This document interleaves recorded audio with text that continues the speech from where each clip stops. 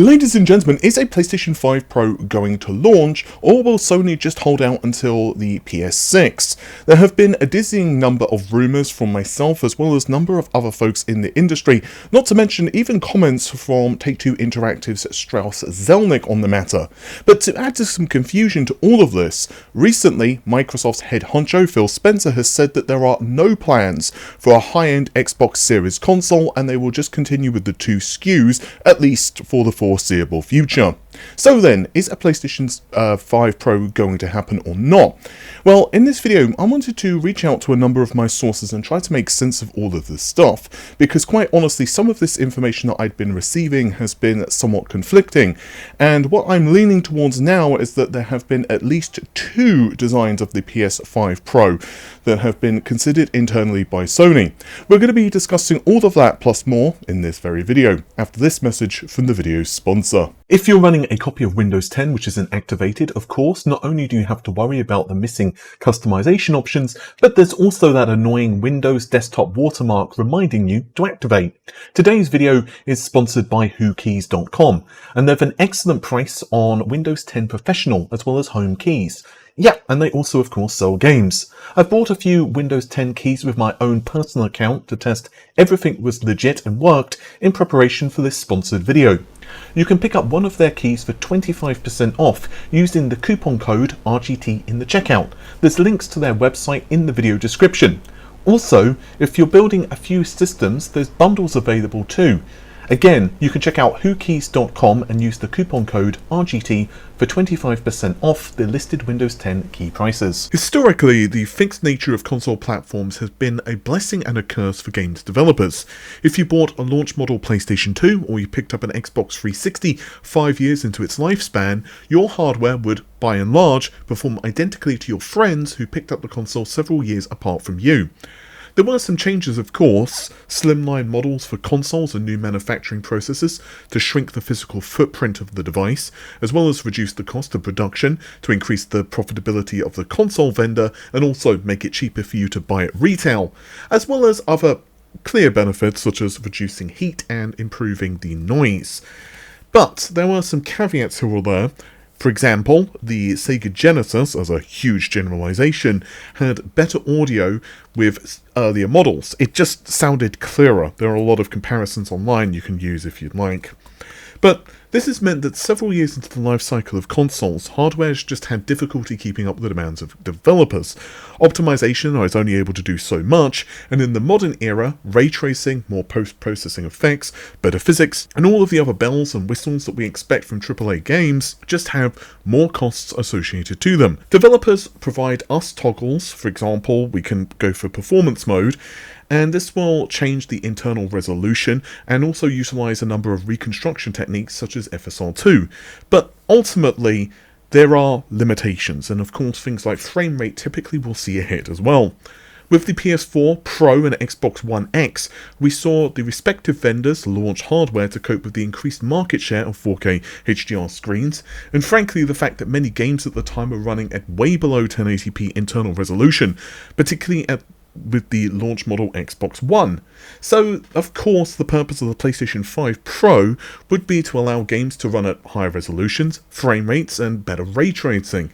As a quick reminder, based on a few sources I've spoken to before, the general thoughts were banding around to in higher refresh rate gaming with ray tracing, basically more bounces of light with the rays, improve the ray tracing performance with higher frame rates, and basically with higher resolutions as well, and particularly be very helpful for things like PSVR 2. I've gone over this extensively in my last video, and I would encourage you to check that out if you've not watched it, because I don't want to go over all of this old ground again. But after I leaked the PS5 Pro well over a year ago now, it's come up to a year and a half, it was seemingly backed up by, well, some patents from Sony themselves for ray tracing as well as internal presentation, and this stuff just did not seem like it would be able to run on the PS5. It was basically mentioning terms and techniques which the PS5 itself just cannot do with ray tracing. There's been some debate whether the TV manufacturer, TCL, and their mid-gen refresh presentation was true or whether they were just guessing. if I had to personally weigh in on the debate, my guess is they were guessing, but, well, obviously I can't be certain. At the time, I was told there was a 2x increase in raster performance for the PS5 Pro over the base model, and RT would be up to a 2.5x increase thanks to numerous techniques. This, however, was produced on a TSMC 5nm process, that would be the APU itself. This was according to multiple sources who told me this information, and a couple of these folks have actually given me excellent information on AMD leaks in the past, and those leaks have turned out to be very accurate. But more recently, Insider Gaming journalist Tom Henderson claims that the PS5 Pro is deep in the stages of development and potentially shown off in early dev kit form over the next several months. Even more recently, Take-Two Interactive's Strauss Zelnick, hopefully that's pronounced correctly, the company's CEO, stated he does also expect the PS5 Pro to launch. Now, note, he cannot directly break an NDA, so if he's been asked to sign something by, let's say, Microsoft or Sony, he can't just be like, yeah, dudes, here's what's going on. But I would also say that Strauss Zelnick isn't really struggling to have insight into Microsoft or Sony's plans, and he probably has better insight into what's going on than, let's say, myself or the vast majority of the industry. Again, he is literally the CEO of Take-Two Interactive, and you may have heard of them because they've produced a couple of games which have done reasonably well in the market. Maybe you haven't. Sarcasm aside, what I can also say is that I've had conversations with Tom Henderson in, well, private, and there was a slight disconnect into what we were hearing about the PS5 Pro, but there was also many elements which seemed pretty similar.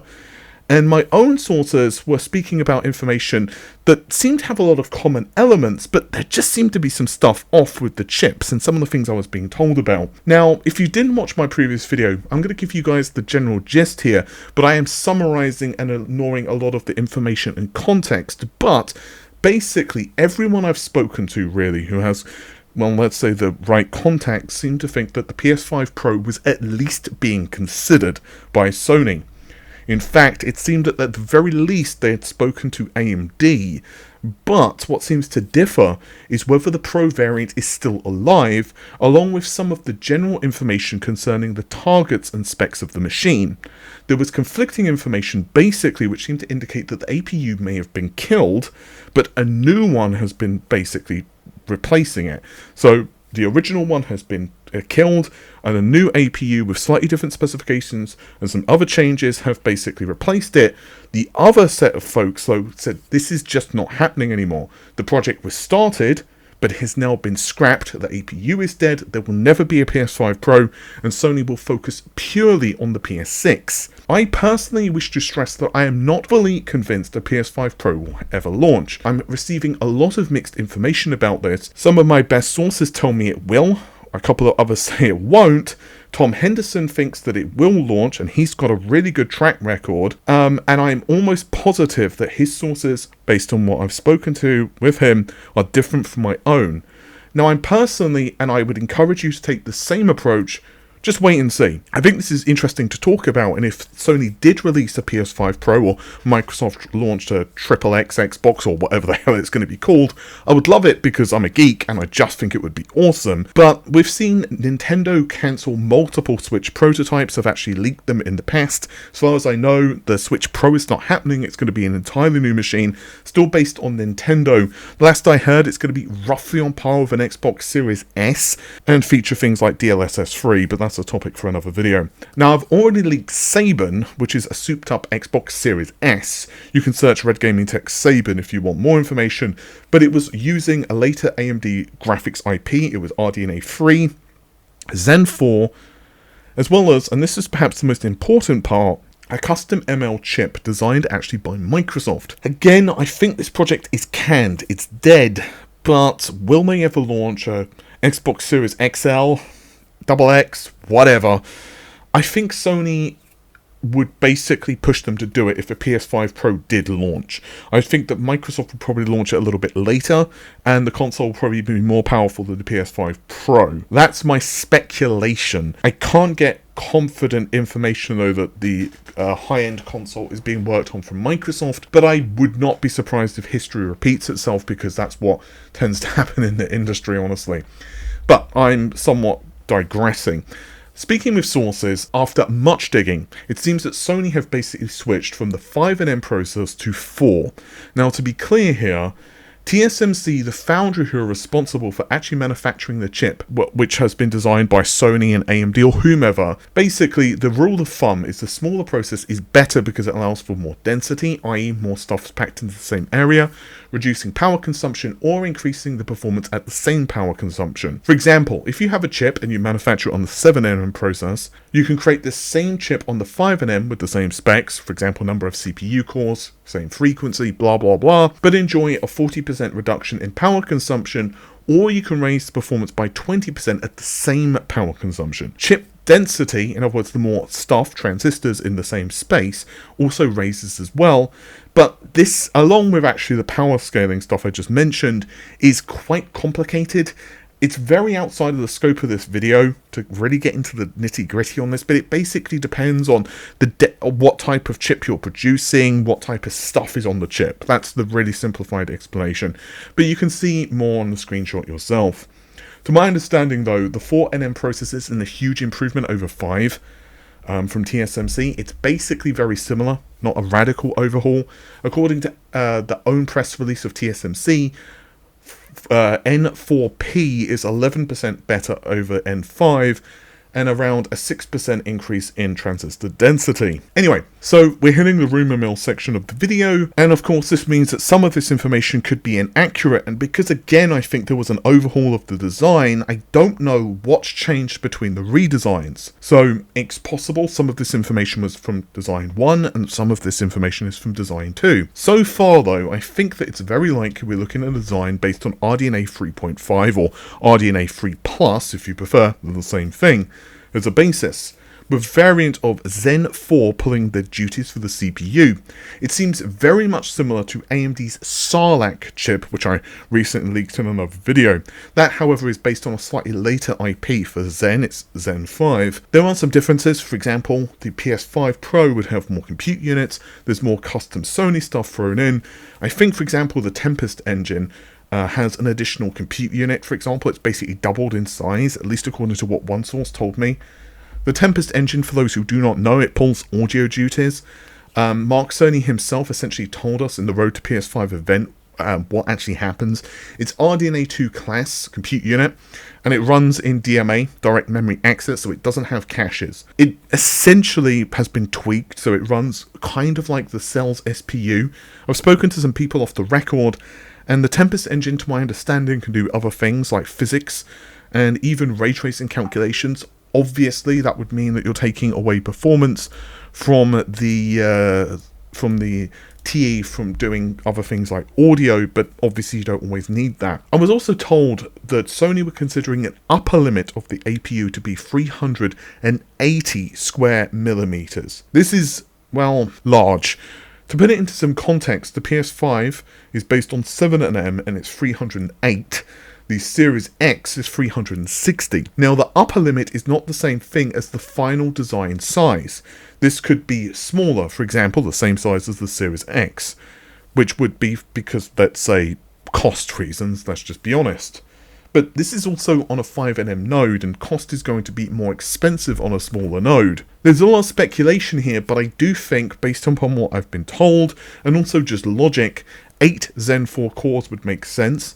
More cores work really it just adds more workload for the developers. 8 cores with faster clocks, higher IPC just makes more sense. Zen 4 was also mentioned by a couple of sources. Again, it could be wrong, but let's just assume it is true. Comparing the desktop Zen 2 to Zen 4, and we can't do that 100% because of reasons I'll get to in a moment, but let's just have a starting point for the love of God. Zen 4's CCD, which houses 8 CPU cores, is 70mm square, or square millimeters, excuse me, which is slightly smaller than Zen 2 74 for its CCD. This again is 7nm versus 5nm. Unfortunately, we can't quite compare the PS5 CPU directly to that of the desktop counterpart for a couple of different reasons. For one, there have been some changes to the L3 cache, which is not actually just for the PlayStation 5. There were various APUs released across AMD's entire lineup, as well as a cut down L3 cache as well for the Xbox Series console, but also Sony critically cut the AVX 512 as well as other bits and pieces regarding the FPU of the PS5 CPU. Now, we don't know completely what Sony have done here because unfortunately we can only go by die shot analysis, but it does seem that there have been some concessions made. Now, from what I understand, this is actually purposeful. For one, it saves a very small amount of die space, not honestly a huge amount, but a little bit nevertheless. But the big reason they did it, from what I understand anyway, is basically to force developers to use other means. For example, GPU compute. And it makes sense because of the design of the PS5 and how they've basically gone with the flexible clock frequencies and power design across the system that we've discussed ad nauseum before. I also think that there's a very good chance that a vanilla Zen 4 design, if assuming that is what is used in the PS5, PS5 Pro, may not actually be employed anyway, and it could be Zen 4C. AMD have just recently gave a full breakdown of Zen 4C or Zen 4 Dense, which is found in various server CPUs as well. The gist of it is, and we actually were leaking about this stuff quite a while back, but now it's officially disclosed, it's essentially a Zen 4 core, as you can see from these slides here from AMD. The difference is that it's, well, compacted down, so the various elements of the chip are made smaller. It still has pretty much all of the same functionality, so it can handle pretty much all of the same instructions, but one, everything has been shrunken down to be smaller, and two, the cache as well has been cut.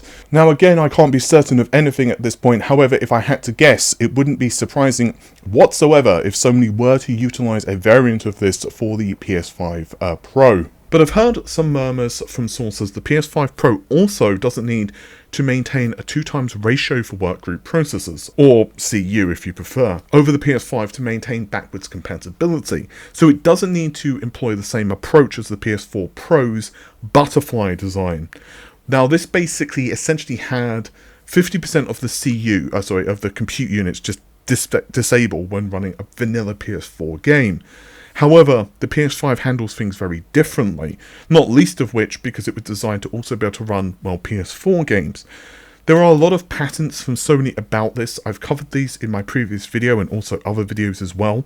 But the gist is this is probably expanded for the Pro, and what happens essentially is unused functions of the chip, clock frequency and so on can basically be changed on the fly depending on the software. I've speculated myself that 30 workgroup processors or 60 compute units is likely to target the PS5 Pro. Another person also has told me this is probably on par with the target that they've been hearing. Unfortunately, I do not know, and they do not know, which revision of the APU they heard this number from. So is this the original design or the tweaked one? I'm very much uncertain that this number is truly accurate because, well, it could be wrong, but one thing that does lend some evidence to this, and I stress the word evidence extremely loosely, is the TCL leak. They basically say that AMD's N32 Silicon is the performance target of the PS5 Pro, which is 60 compute units. Let's just assume 60 CU is enough. Is correct. Is it enough to hit the performance targets? Well, 60 CU would be under double the PS5 base model, which is 36. By the way, there are some additional compute units on both the Xbox Series X as well as the PS5. For example, the PS5 actually has 40, not 36, but these are disabled for yield purposes, and so they don't do anything. They are just dead. But the design of RDNA 3's compute unit is also pretty different to its predecessor. And because Sony would also almost certainly do some optimization, as well as the fact that they're using, well, not RDNA 3, they're using RDNA 3.5, which makes it even more tricky to fully understand. RDNA 3.5 again is not being used in discrete desktop GPUs. It is going specifically to APUs such as Sarlacc. For desktop, it's going to be RDNA 3, and then RDNA 4 is coming out next year for desktop. But anyway, if we look at the performance targets of the RX 7600, which is based on N33, we can see the performance results versus the RX 6650 XT, which is based on RDNA 2. You can see there's not exactly a big architectural improvement.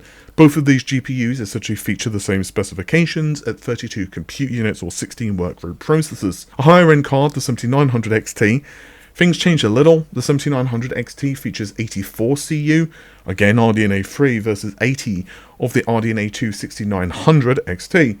There's about 20% lead for the newer card, and if you do napkin math, the PS5 Pro, assuming the number of 60 is correct, roughly speaking, in terms of the percentage of difference, is the same as the 7900 XT and the 6800 non-XT.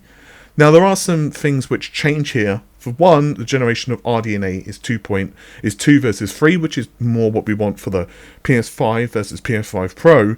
And there are some clock frequency differences as well. The 6800 is 2100 MHz and 7900 XTX is about 400 MHz higher. Boost clocks on PC GPUs can be a lot more aggressive than advertised speed anyway. Nvidia, AMD, Intel, they all employ this trick, but we'll just use official figures for simplicity's sake. You can see there is a decent chunk of difference, however, between the two cards. RDNA 3.5 does also incorporate additional features over RDNA 3. These include SALU changes and geometry handling. These have been backported from RDNA 4, but also I suspect this is going to be slightly less of a big deal because Sony have custom hardware for, let's say, geometry. My guess is Sony will customize hardware heavily, so it's very difficult to do direct IP comparisons between the desktop and a console. In summary then, based on what I've heard, people I've spoken to, including my earlier leaks on patents, as well as a lot more besides, and official presentations, Tom Henderson's own report, what we've heard, of course, from Strauss Zelnick, and also this new information from sources, I think there's a very good chance that there are at least a couple of APU revisions considered. What I don't know exactly is what has changed spec-wise, and of course the big question whether or not the console will ever launch. The specs I've heard, 8 Zen cores, 30 workgroup processors based on RDNA 3 plus, could be from an earlier and cancelled version. Frankly, I do not know for certain, so I suspect a lot of salt is going to be required. My guess is, however, Sony will only use 16GB of RAM for the PS5 Pro. They will run much faster memory. The PS5 memory is actually kind of slow. It's 14 Gbps, which there are much faster modules now, and RDNA 3 has much better caching system and a lot more bandwidth efficient. They can also use tricks like faster SSDs. I can't get any solid information, however, on the memory system, but my guess is based on what they did with the PS4 Pro, I think that, honestly, they would probably keep a very similar memory system. But again, I can't be 100% certain. Well, there you have it, guys. Honestly, there is a lot of conflicting information for the PS5 Pro. Some of my sources are adamant that it is still going to launch, however, and as well as folks like Tom Henderson, who have an excellent track record, but I'm still hearing some conflicting information, and it is possible that just one of the variants was canned and the other one is still continuing forward. It becomes a lot more complicated, though, because, as I mentioned at the beginning of this video, as I'm sure many of you know, Phil Spencer from Xbox has said, well, we just are not planning to launch an Xbox Series XXL or Xbox Series Pro or whatever the hell it would be called, and basically they're going to forge ahead to the new generation. Now, this may change Sony's plans, and you can look at this one of two ways, and I'm very curious to hear what your... Well, actually, I suppose there's three ways to look at it. One, Microsoft could just change their mind. You know, it's not a no-take-backs situation. You know, tomorrow Phil could say, hey, you know what, Sony are probably going to launch a PS5 Pro, we're going to just do the same thing. We're going to launch, you know, a system, especially if there's a delay in the next generation, whatever. They can do that, you know, it's not a pinky promise at the end of the day, you know, they're not doing one of those. It's not, you know, it's not one of those situations. The other possibility, and I don't know, by the way, there's a fly buzzing around on camera, but it's kind of distracting me. But all of the windows are open because it is really hot at the moment in the UK. The other way to look at this is that Sony will cancel the PS5 Pro because they just don't feel like it's necessary from a marketing perspective, and obviously there is a lot of cost associated with a console. Not only do you have to develop the console, which according to rumours anyway, it's pretty far along in development, but you still need to support it, you still need to send out the development kits, you still need to support those developers, you still need to market it, and so on and so on. And it may also make things more difficult for the next generation. And the other way to look at it, though, is that it would mean Sony just doesn't have any competitor for a high-end console. So you have the base model PS5, which, you know, it's pretty capable. However, in a year or two, PC hardware is going to vastly outperform this thing. RDNA 4 is launched and RTX 50 from Nvidia are launching some point next year. Let's say by the end of next year, the high-end cards from both AMD and Nvidia will be out, and they will be massively more powerful than the PS5, of course. So, yeah, you can look at it that Sony putting out a high-end PS5, for example, would make some level of sense because they are also porting a lot of games to the PC, and obviously a lot of that work could also be used in a PS5 Pro. You know, they could release patches or whatever, and those upgraded PC assets could be back ported. You could also have situations where, you know, AAA games from other developers, let's say Capcom, would look better. They would have higher resolution, of course. They would have better textures, whatever they decide to do over the base model, and it would be more PC-like and a premium experience. I will be very curious to see what happens in the market over the next several months, honestly, and to see what happens regarding the sales figures of Xbox Series X as well. There are some reports online that the Series X is selling really good at the moment for things like Starfield, but at the end of the day, these consoles do have a finite amount of CPU power, they have a finite amount of GPU power, and so on and so on. So I'm very curious. I have a couple of questions for you. One, if Sony were to release a PS5 Pro, let's assume, obviously this is speculation, but let's assume it was very expensive. Call it $700 US. Would you buy it? Assume that there was a tangible, noticeable upgrade in visuals. Higher resolution, better frame rate, whatever. What would it take for you to upgrade, and what is the maximum price, and would you even do it? The second question, do you think Microsoft will change their strategy with the Pro console? And it's going to just be very interesting to see what happens in the market. Honestly, I'm sitting on the fence on this one.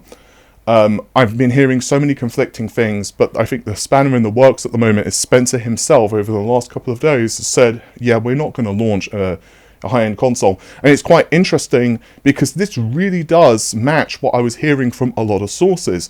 I leaked about Saban, which, you know, to repeat myself, is a Xbox Series S that has basically RDNA 3, Zen 4, but is very... Its specifications are not that much higher than a Series S. It has more RAM, for example, but it uses ML, machine learning, to upsample and all that stuff. But I was speaking to multiple people, and the only source I could hear anything about a Pro Xbox was quite early on, and they said that it was being considered. But then maybe one other source said the same thing. I can't remember if it's one or two. I don't have my notes in front of me. But there was one or two sources that said it was being considered, but absolutely nothing went further than that. And then since then, it was radio silence. They'd heard nothing else. But for the PS5 Pro, multiple people, including folks who work at AMD, were telling me that, yeah, they've been hearing something. So I honestly don't know at this stage, guys. It's going to be very interesting to see what happens, and I am super excited though to see what games are coming out this year. It's going to be absolutely amazing no matter what console you own. I genuinely think this is going to be an excellent generation to own a PS5 as well as a gaming PC or an Xbox Series console. The Starfield, which honestly does look really cool. I'm not sure personally if I'll play it because of time. I get the feeling I would just like get lost in that thing. And yeah, I don't know. Maybe I will. Final Fantasy 16, there's Spider-Man. There's so many great games. It's an excellent time to be a gamer. With that said, take care of yourselves. Bye for now.